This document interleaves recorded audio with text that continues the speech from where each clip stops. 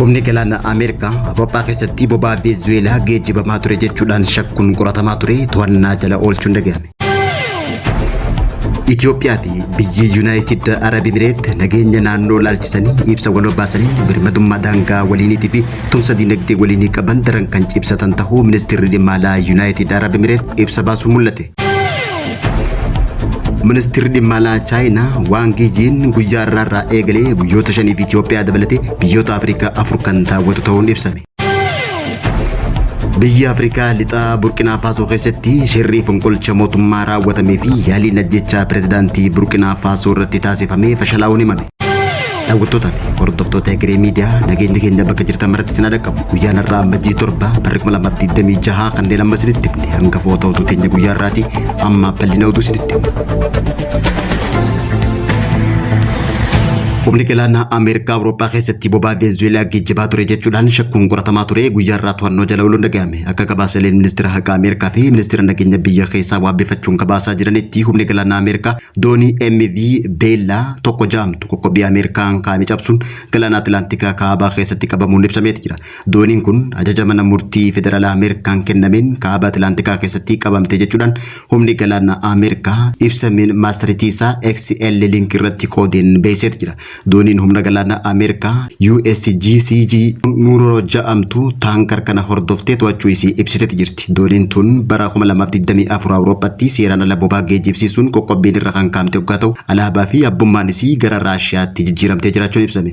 Raashiyaan ammoo humna galaanaa isii doonii bishaan jalaa dabalatee bobbaaftee taankar eegaa kan turte waggaa ta'u Ameerikaan garuu doonii kana to'annaa jala oolchuun gabaafame. Bulchiinsi Tiraamp dilbata dabree pirezidaantii Venezuelaa to'annoo jala oolchee ji'a dabree ammoo dooniiwwan Venezuelaa seenanii fi ba'an irratti qoqqobbii kaa'ee jiraachuun ifame. Dooniin tun kanaan dura boba'aa Venezuelaa geejjibaa kan turte waggaa ta'u yeroo ammaan tanaa garuu boba'aa tokkollee akka hin geejjibifamne qoqqobbiin irra kaa'ame.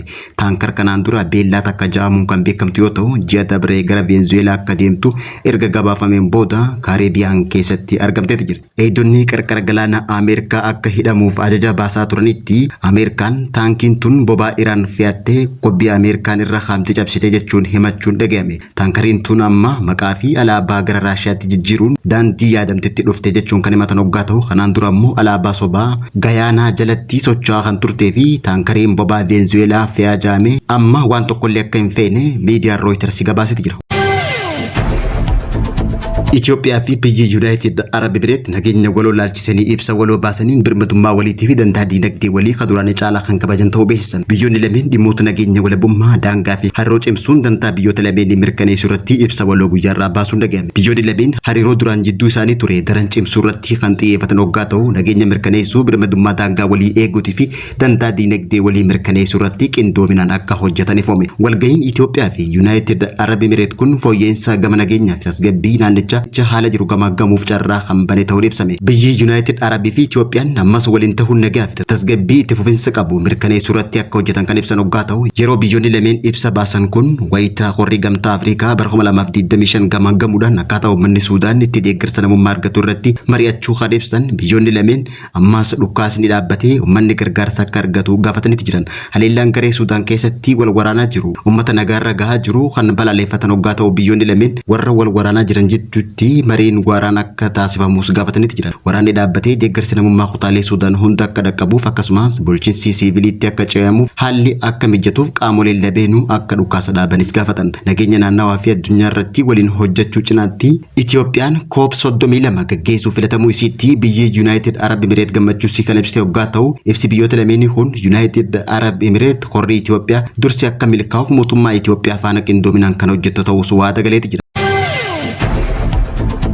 Ministeerri dhimma alaa Chaayinaa Wang Yijin guyyaa irraa eegalee guyyoota 5 fi Itoophiyaa dabalatee biyyoota 4 kan daawwatu ta'uu ibsa baaseen beeksise. Ministeerri dhimma alaa Chaayinaa Wang Yijin torbee kana guyyaa irraa eegalee Itoophiyaa malee Soomaaliyaa, Tanzaaniyaa fi Leesetoo biyyoota Afrikaa 4 kan daawwatu ministeerri dhimma alaa kun beeksiseeti jira. Wang Yijin waltajjii uummata Chaayinaa Afrikaa waajjira muummee gamtaa Afrikaa gaggeeffamu irratti ni hirmaatu qajaamee kan eegamu waggaa ta'u hariiroo Itoophiyaa fi Chaayinaa walta'iinsa humna tarsiimoo haala qilleensaa hunda akkasumas daawwannaa hojii Itoophiyaa taasisu tanaan miseensi koree jiddu galeessaa paartii kooministii chaayinaa fi miseensota dhimma alaa kan tahan ministeerri dhimma alaa chaayinaa Wang Yi muummicha ministeera Itoophiyaa Dr. Abiy Ahmed fi qondaaltota mootummaa olaanoo biroo wajjin wal arguun marii fi tumsa kan taasisan ta'uunis ibsamee jira.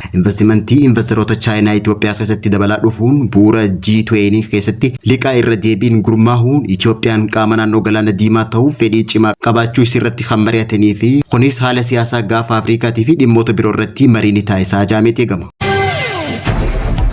Biyya Afrikaa lixaa Burkina Faso keessatti shirri fonqolcha mootummaatii fi yaaliin ajjechaa pirezidaantii biyya irratti taasifamee fashalahu ministeerri nageenyaa Burkina Faso ibse. Ministeerri nageenyaa Burkina Faso Mohamed Sanaan ergaa viidiyoo televezyiinii biyyattiitiin dabarseen yaaliin biyya tasgabbii dhabsiisuuf kanaan dura muddee 25 karoorfamee ture arraas irra deebi'uun fashalahu ibsee jira. Akka ibsa ministeera kanaatti yaaliin ajjechaa pirezidaantii Burkina Faso Ibrahim Traoré fi qondaaltota waraanaa fi siivilii hedduu ajjeesuuf buufata diroonii hojiirra oolchuun jiddu galeessa waraana lafaa humnoota alaa jalqabuuf yaadanii turan fashalahu ibsee jira.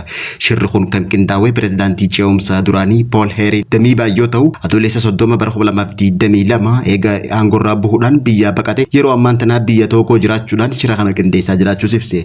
Maallaqni shira kana qindeessuun yaalii ajjechaa garee biyya keessaatiin hojjetamaa jiru kun harki caalaan isaa Cote d'Ivoire irraa kan ramadamu yoo ta'u maallaqni Ibrahim Traoré ajjeesuuf yeroo ammaan tana ramadame gara miiliyoona 70 akka ta'e ibsamee jira. Qorannoo fi sakatta'insa gaggeeffamaa kan jiru yoo ta'u yeroo ammaan tana namoonni nagaa hedduun to'annoo jala oolfamuu fi hirmaattonni hundi abbaa alangaa Burkina Faso duratti ni dhiyeeffamaa jaamee eegama. Ministeerri kun viidiyoon namoota ijoo qoratamaa jiran kanneen himannaan isaanii irratti baname uummataaf ifa akka ta'anis waadaa galeeti jira.